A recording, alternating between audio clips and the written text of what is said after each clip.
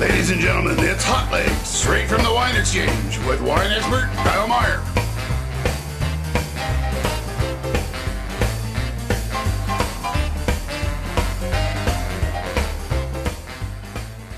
All right, welcome back to Hot Legs. And look what the cat drug in. Mr. Christian Canute, one of the greatest winemakers in the Barossa Valley, decided to drop by today just for a quick taste, in and out. He's got to catch a plane, do the whole thing, go back to Australia, see the family. So what we're going to do real quick is rifle through 5 of Mr. Canute's finest and maybe talk a little bit about the wines and see how the new vintage is looking, huh? Cool. Cool. Let's do it. So we're going to start with the Christine's Vineyard Grenache. Why Christine? My mum, called Christine, she's a 5th generation Barossa girl.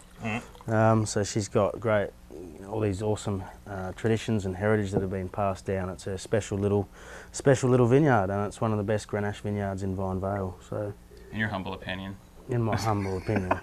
No, I've worked with a lot of the vineyards around Vine Vale, and I've seen the results of them. This one's really spicy and lifted, very European in style. So. How old are the vines right now? They're about 38, 39 years old.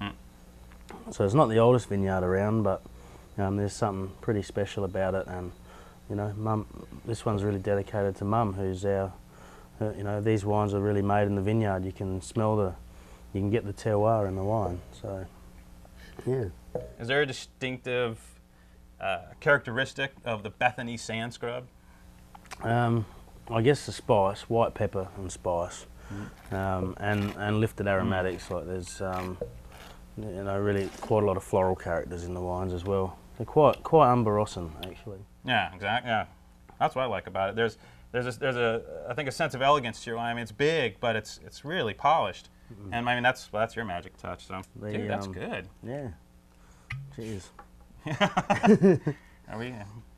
Do we get to take the bottles with us? Well, I can't take them on the plane, so they're all yours, I think. Lousy Al Qaeda. Okay, this is next. We're gonna take a look at the Ripper Creek Cabernet Sauvignon Shiraz blend, which is one of the classic South Australian blends, right? They've been doing it forever, right? The old claret. They used to be called claret back in the 70s, and even the big guys used to make wine in open fermenters back then. So. Now of course they're a lot more mechanised, but the old Kaiserstuhl red ribbons were great wines. They were the wines that our fathers drank, we drank with the family, and they were cheap as chips. Most of them got drunk really early on. Right, like out of the fermenter. Yeah, pretty well, just about.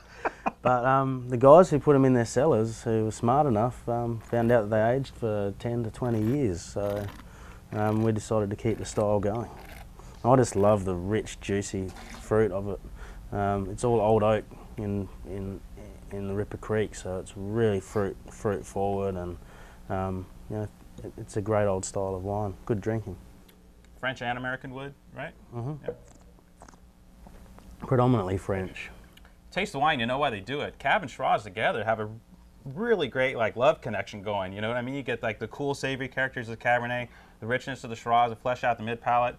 Yeah, and the Shiraz gives it that real nice sweetness on the back palate as well, which I really like. Smoking wine, or as they say, it's a ripper, huh? It's the Ripper. It's actually named after the creek. Well, there actually is a creek. We actually named the creek because the creek didn't have a name. It was a man-made creek, so they dug it with the Ripper behind it. Well, obviously that's what they would have dug a creek with 150 years ago when they settled the place. So a Ripper's like a backhoe, as opposed to like a tractor type thing, as opposed to the. Yeah, and now it's a creek, but it didn't ever have a name. I guess because it was an artificial creek, and we called it Ripper Creek. I mean, that's what it was dug with.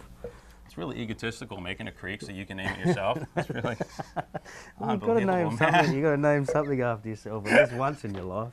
Well, your mom got the Grenache, so I guess. All right, the Black Guts. This is really special from two old vineyards. All of these wines are off a 40-acre. I don't need to tell you this because you know, but I'll tell you guys.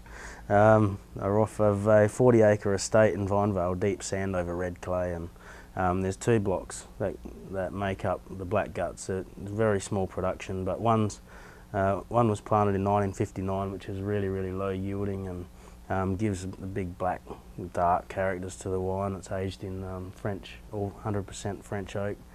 And then the other 70% crops just a little bit higher. The vines are a little younger. They're only about 40 years old. And only 40 years old. And that's pretty young but they've got their roots down. They're old vines, and yeah, and that makes up 70% goes into old or into seasoned French oak, and that's what gives sort of a beautiful violet and white pepper lifted characters in the wine.